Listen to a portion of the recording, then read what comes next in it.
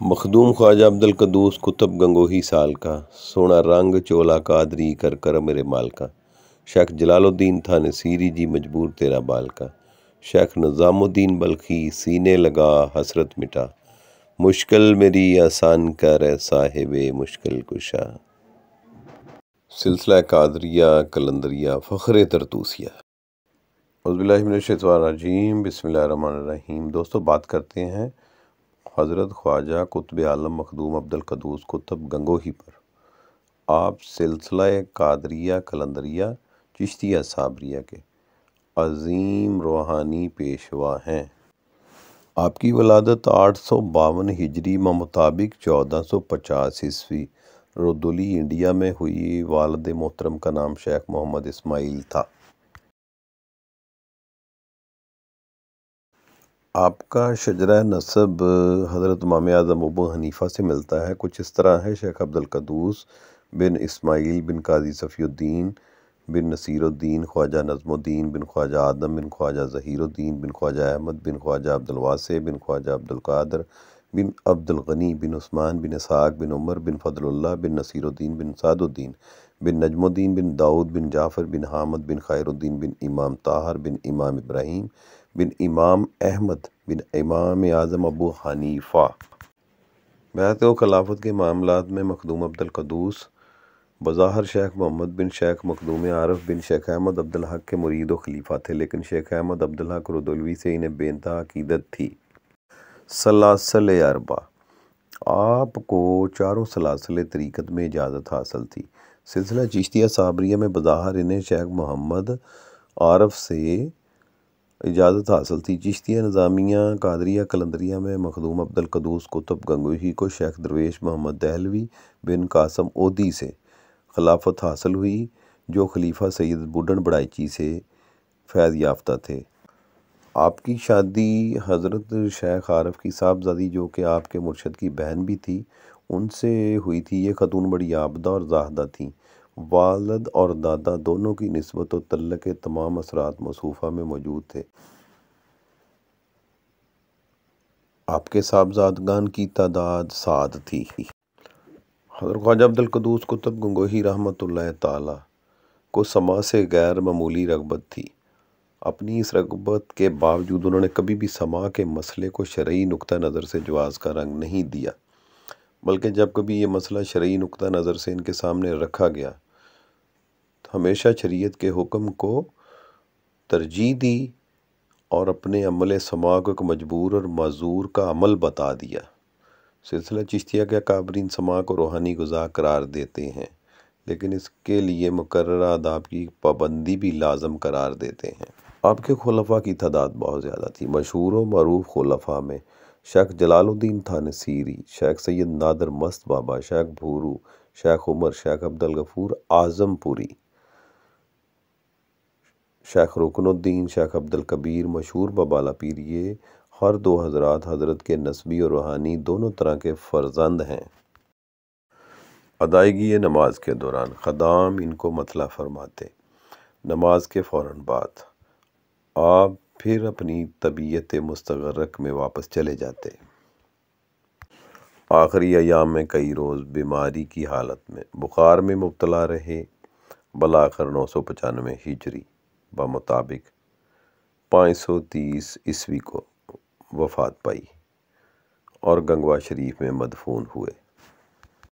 سلسلہ نقشبندیہ مجددیہ کے امام مجدد الف ثانی حضرت شیخ احمد فاروقی سرہندی کے والد گرامی خواجہ عبد الاحد بھی آپ کے خلفاء میں سے تھے، اور حضور مجدد الف ثانی اپنے والد کے اسی سلسلہ قادریہ میں سجادہ نشین تھے۔ ایک دفعہ آپ گنگوا سے تھانہ سیر تشریف لے گئے تو وہاں پر ایک بہت بڑی درسگاہ تھی جسے مولانا جلال الدین تھانہ سیری چلاتے تھے۔ وہاں پر آپ کا ایک مرید علم حاصل کرتا تھا، اور جب اسے پتہ چلا کہ میرے مرشد یہاں پر تھانہ سیر کے قریب تشریف لائے ہیں تو اس نے مولانا جلال الدین تھانہ سیری سے کہا کہ میں اپنی مرشد کی زیارت کے لیے جانا چاہتا ہوں۔ تو مولانا نے پوچھا کہ تمہارا پیر کون ہے؟ تو انہوں نے کہا کہ مخدوم عبد القدوس کتب گنگوہی۔ تو آپ رقص بہت فرماتے تھے، تو مولانا جلال الدین تھانسیر فرماتے ہیں کہ جا کر اپنے ناچنے والے پیر سے میرا بھی سلام کہنا۔ تو سب سے پہلے جب وہ مرید مخدوم عبد القدوس کی بارگاہ میں حاضر ہوا تو عبد القدوس فرماتے ہیں کہ تمہارے استاد نے میرے لیے کیا پیغام بھیجا ہے؟ تو اس نے پہلے ٹال مٹول فرمایا، بعد میں کہا کہ حضور انہوں نے ایسے کہا ہے۔ تو سرکار فرماتے ہیں کہ اسے جا کر میرا بھی سلام کہنا اور کہنا کہ میں اکیلا ناچتا نہیں، نچاتا بھی بہت ہوں۔ جب مولانا جلال الدین کی بارگاہ میں عبد القدوس کتب گنگوہی کا سلام پیش کیا گیا اور وہ پیغام دیا گیا کہ میں نچاتا بھی بہت ہوں، تو آپ کی حالت متغیر ہو گئی اور آپ مسجد میں رقص کرنے لگے، یہاں تک کہ آپ کے سارے جسم سے خون کے پھوارے پھوٹنے لگے اور آپ مسجد چھوڑ کر گنگوا پہنچ گئے اور آپ کی بارگاہ میں جا کر بیعت فرمائی اور آپ کی زندگی بھر غلامی قبول فرمائی، اور پھر وہی جلال الدین تھانسیری قلندر کے روپ میں ایک بہت بڑی شخصیت بن کر دنیا کے سامنے چشمہ فیض ثابت ہوئے۔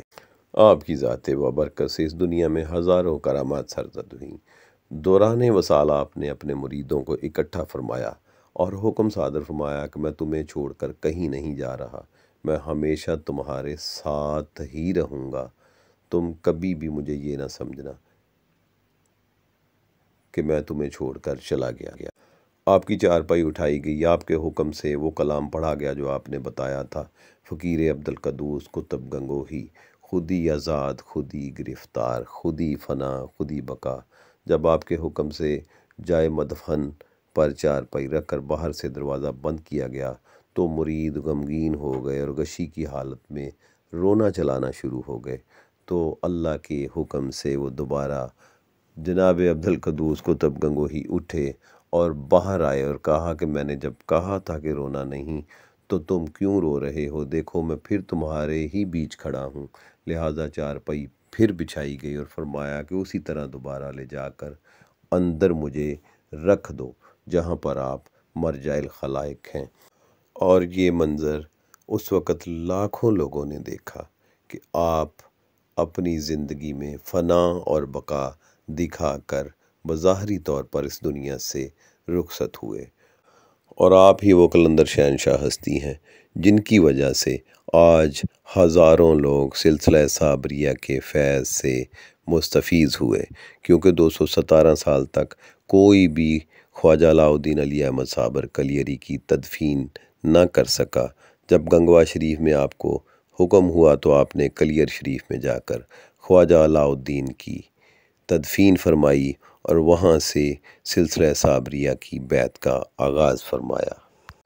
مخدوم خواجہ عبد القدوس کتب گنگوہی سال کا، سونا رنگ چولا قادری کر کرم میرے مال کا، شیخ جلال الدین تھانسیری جی مجبور تیرا بال کا، شیخ نظام الدین بلخی سینے لگا حسرت مٹا، مشکل میری آسان کر اے صاحب مشکل کشا۔